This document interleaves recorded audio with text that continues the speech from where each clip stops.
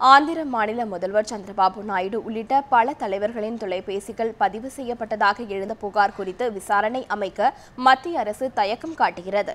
டெல்லியில் உள்ள அரசியல் மற்றும் அரசாங்க வட்டாரங்கள் தெரிவிக்கின்றன. ஆந்திரா, தெலுங்கானா முதல்வர்களிடையே மோதல் வெடித்த நிலையில் டெல்லி சென்ற ஆந்திர முதலமைச்சர் சந்திரபாபு நாயுடு தம்முடைய தொலைபேசி அழைப்புகளை தெலுங்கானா அரசு ஒட்டு கேட்பதாகவும் இது பற்றி தெலுங்கானா அரசு மீது விசாரணை நடத்த வேண்டும் என்றும் குடியரசுத் தலைவர் பிரணாப் முகர்ஜி மற்றும் பிரதமர் திரு நரேந்திர மோடியை சந்தித்து கோரிக்கை வைத்தார். ஆனால் இந்த விவகாரம் தொடர்பாக எந்த ஒரு உத்தரவாதத்தையும் பிரதமர் அளிக்கவில்லை என்றும் அரசியல் வட்டாரங்கள் நியூஸ் 7 தமிழிற்கு தெரிவித்தன. இரு மாநில அரசுகளுக்கு இடையேயான விவகாரத்தில் மத்திய அரசு தலையிட தயக்கம் காட்டுகிறது. அது மட்டுமில்லாமல் இந்த விவகாரத்தில் மத்திய அரசு தலையிட்டால் அது ஒரு தவறான முன்னுதாரணத்தை ஏற்படுத்திவிடும் என்றும் பாஜகவின் முக்கிய தலைவர்கள் கருதுகிறார்கள்.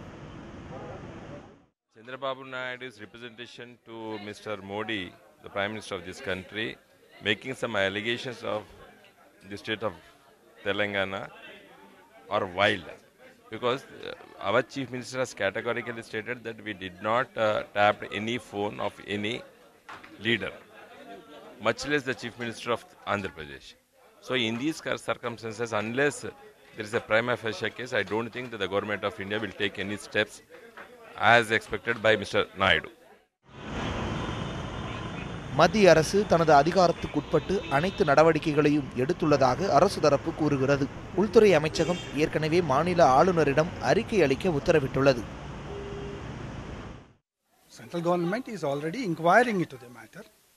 PM was interested in it.